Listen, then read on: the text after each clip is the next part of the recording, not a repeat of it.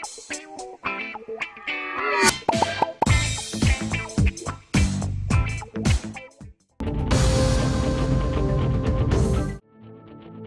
के वज़ीर आला रेवंत रेड्डी ने बंडी भगीरथ की गिरफ्तारी के मामले पर रद्द-ए-अमल देते हुए कहा कि हमने बंडी भगीरथ को गिरफ्तार किया है, हम सिर्फ वही बात कह रहे हैं जो हमारी पुलिस ने बताई है। उन्होंने कहा कि अगर कोई शख्स खुद सुपुर्दगी करता है तो पुलिस उसकी सरेंडर कार्रवाई घर पर या पुलिस स्टेशन में अंजाम देती है। अगर पुलिस उसे सड़क के बीचों बीच हिरासत में ले तो क्या उसे ड्रामा कहा जाएगा। वज़ीर आला ने मजीद कहा कि ऐसा लगता है कि जैसे KTR खुद जज का किरदार अदा कर रहे हैं, जबकि RS प्रवीण कुमार तहकीकाती ऑफिसर बने हुए हैं। रेवंत रेड्डी ने जोर देकर कहा कि हुकूमत और पुलिस कानून के मुताबिक काम कर रहे हैं और जैसे ही शिकायत मौसूल हुई फौरी तौर पर मुकदमा दर्ज कर लिया गया।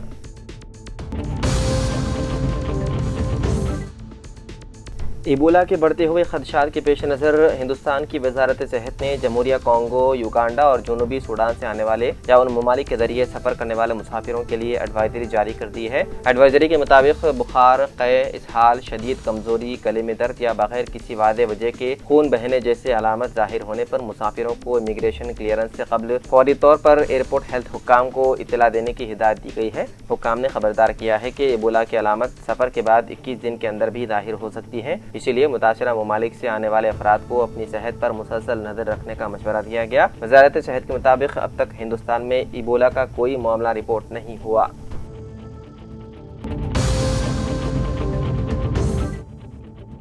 हैदराबाद के इलाके कोकटपल्ली में चाशंबे को एक इलेक्ट्रिक कार के बेकाबू होकर मसरूफ सड़क पर दौड़ने से इलाके में कशीदगी फैल गई। ये वाकया विवेकानंद नगर आर्च से आलविन कॉलोनी जाने वाले रास्ते पर पेश आया। बेकाबू कार ने पहले एक दूसरी कार और कई टू व्हीलर गाड़ियों को टक्कर मार दी, जिसके बाद वो एक टिफिन सेंटर में जा घुसी। सोशल मीडिया पर वायरल वीडियो में देखा जा सकता है कि कार तेज रफ्तारी से चल रही थी और उसने एक मोटरसाइकिल को टक्कर मारी, जिसके नतीजे में उस पर सवार 2 अफराद जख्मी हो गए। बादशाह कार ने अचानक मोड़ काटा और मजीद कई गाड़ियों को नुकसान पहुंचाया। कोकटपल्ली पुलिस के मुताबिक यह हादसा सुबह तकरीबन 10:30 बजे पेश आया। पुलिस ने मुख्तलिफ दफात के तहत लापरवाही और तेज रफ्तारी से गाड़ी चलाने का मुकदमा दर्ज कर लिया। पुलिस अतराफ में नस्ब CCTV कैमरों की जाँच कर रही है ताकि मुलजिम की शिनाख्त करके उसे गिरफ्तार किया जा सके।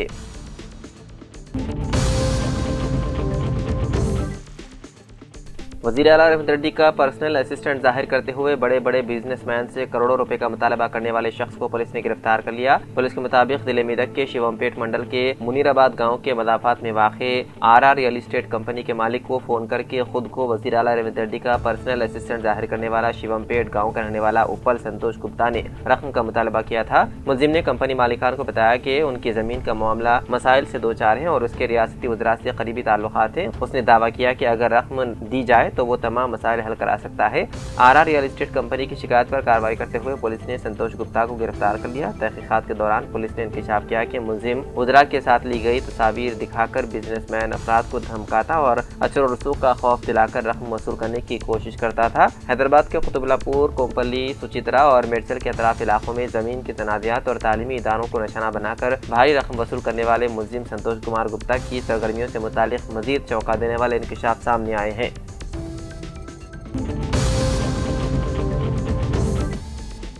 हैदराबाद के पुराने शहर में पत्थरगट्टी मदीना इलाके में मौजूद SYJ कॉम्प्लेक्स में जुमेरात की सुबह खौफनाक आतिशज़दगी का वाक़या पेश आया। कॉम्प्लेक्स में अचानक भड़क उठने वाली आग ने देखते ही देखते शिद्दत इख्तियार कर ली, जिससे इलाके में सनसनी फैल गई। मुक़ामी अफराद ने फौरी तौर पर महकमा फायर ब्रिगेड को इत्तला दी, जिसके बाद कई फायर इंजन मौके पर पहुंच गए और आग पर काबू पाने की कोशिशें शुरू कर दी। ऐनी शाहिदीन के मुताबिक आग के शोले बुलंद होते दिखाई दे रहे थे, जिसके बाइस फायर ब्रिगेड अमला मुसलसल आग बुझाने में मसरूफ है। इत्तलात के मुताबिक SYJ कॉम्प्लेक्स में 100 से ज़्यादा दुकानें मौजूद हैं। इब्तिदाई अंदाजों के मुताबिक शॉर्ट सर्किट इस हादसे की मुमकिन वजह हो सकती है, ताहम असल वजूहात अभी तक सामने नहीं आई है। पुलिस का कहना है कि इस हादसे में बड़े पैमाने पर माली नुकसान होने का खदशा है। वाक़े के बाद पुलिस ने मुकदमा दर्ज करके तहकीकात शुरू कर दी। वहीं दूसरी जानिब बड़ी तादाद में फायर ब्रिगेड गाड़ियों की मौजूदगी के बायस इलाके में शदीद ट्रैफिक जाम हो गया, जिससे साफ करने के लिए ट्रैफिक पुलिस को फौरी तौर पर मुतहरिक होना पड़ा।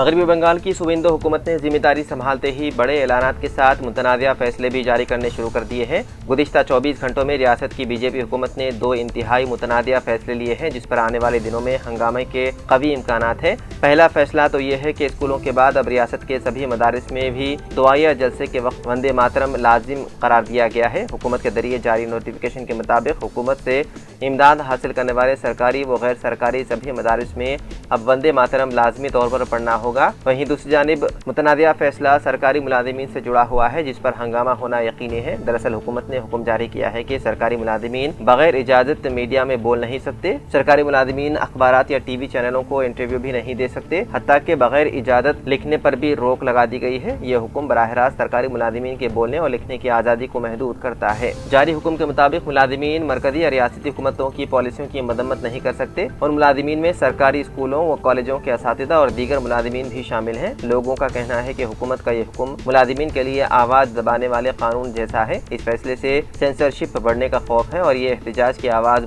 दबाने की कोशिश भी है।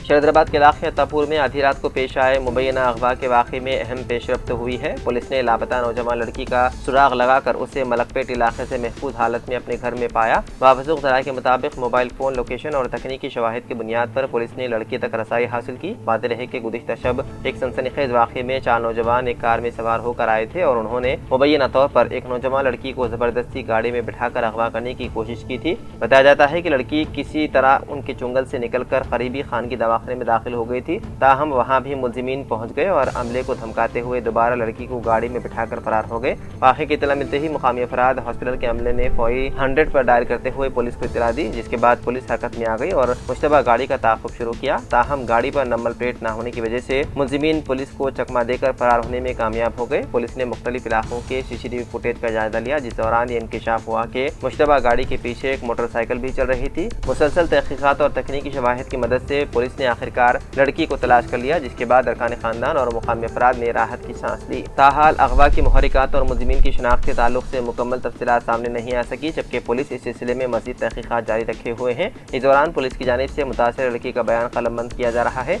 इस दौरान मालूम हुआ है कि उस लड़की का अगवा नहीं किया गया था, बल्कि उसे ज़बरदस्ती साथ ले जाने वाले उसकी जान पहचान के अफराद थे। मज़ीद तहकीकात है जारी।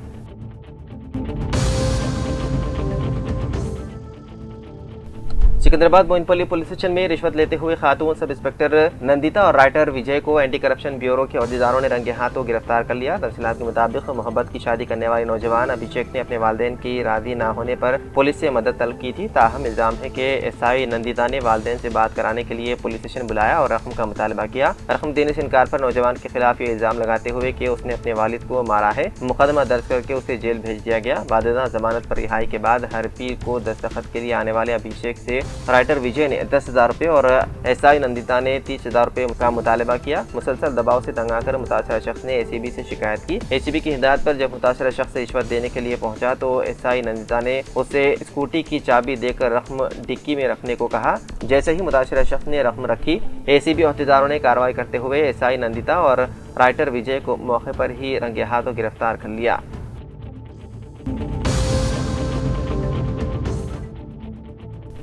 दोनों शहरों हैदराबाद और सिकंदराबाद के अलावा रियासत तेलंगाना के बेशतर तमाम मेडिकल शॉप्स ने अपने कारोबार को बंद रखते हुए एहतजाज में हिस्सा लिया और ऑनलाइन अद्वियात के फरोख्त को बाकायदा बनाने और उन प्लेटफॉर्म्स पर रियायती कीमतों पर फरोख्त की जाने वाली अद्वियात के मुतालिक अपने मुतालबात की यकसोई को यकीनी बनाने की हुकूमत से अपील की है। मुल्क भर में केमिस्ट और ड्रगिस्ट की तंजीमों की जानिब से किए गए ऐलान में कहा गया था कि अगर 20 मई को होने वाले एहतजाज के बाद भी मरकज़ी हुकूमत की जानिब से ऑनलाइन अद्वियात के फरोख्त को रोकने के लिए इक़दाम नहीं किए जाते हैं तो ऐसी सूरत में मुस्तक़बिल में गैर मुअय्यना मुद्दत की बंद पर गौर किया जाएगा। दोनों शहरों में मेडिकल शॉप्स के बंद होने के सबब शहरियों को कुछ हद तक मुश्किलात का सामना करना पड़ा, लेकिन दवाखानों में मौजूद फार्मेसी और केमिस्ट की दुकानें आवाम की सहूलत के लिए खुली रखी गई थी। मेडिकल शॉप्स के बंद के दौरान बाद मकामात पर आवाम को अद्वियात के लिए दौड़ धूप करते हुए देखा गया, लेकिन सरकारी व खानगी दवाखानों पर इस बंद का असर न होने के सबब आवाम को काफ़ी राहत हासिल हुई, जबकि मजमूई तौर पर दोनों शहरों के अलावा रियासत भर में मेडिकल शॉप्स का बंद पुरअमन और कामयाब रहा।